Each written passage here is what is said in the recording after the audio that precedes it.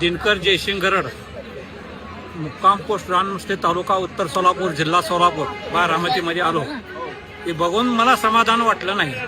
माल पिकवायला खरं आहे, पण विकायचा कुठं? सप्लायच होत नाही ना. त्याला काय करायचं? शेतकऱ्यासाठी काही नाही, हे फक्त बड्या लोकांसाठी आणि मोठ्या व्यापाऱ्यासाठी सगळं चाललेलं आहे. आजचा दिवस वाया गेला माझा. मी 8 तास काम करतो रोज, सकाळी 8:30 वाजेपर्यंत 5 वाजेपर्यंत काम करतो. मला बघून समाधान नाही वाटलं. हे काय केमिकलचं खत औषध वापरून शेतकऱ्याला, सगळ्या शहरातल्या खेडेगावच्या माणसाला रोग व्हायला लागलेत उलट. त्याचा काही उपयोग नाही याचा. सगळा नुसतं उत्पन्न 10 पट वाढलं, पण शरीराला, शेतकऱ्याला काही त्याचा उपयोग नाही. जुनं दूध नाही, जुनं कटलं धान, अन्न पाणी नाही, भाजीपाला नाही, नुसतं उकांड्यात टाकलेलं सगळं आहे ते बोगस.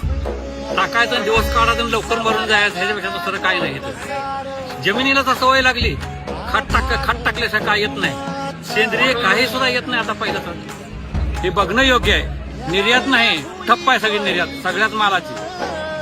आणि नुसतं तुम्ही उत्पन्न वाढवा, झाडे लावा, झाडे जगवा. तुम्हाला मग 7वा 8वा आयोग चालतंय, आम्हाला गरीबाला काहीच नाही. काय बघून